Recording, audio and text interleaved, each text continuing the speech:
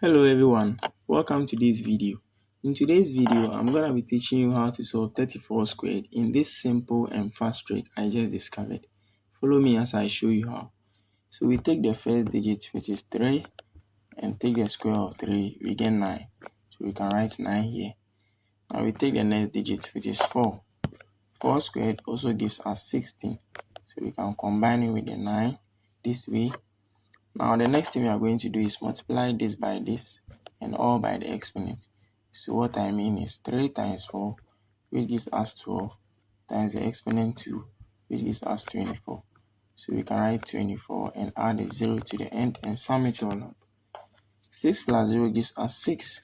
4 plus 1, 5. 9 plus 2, 11. So 34 squared is nothing else but 1156. Thanks for watching this video and don't forget to subscribe and like. See you next time. Have a nice day. Bye bye.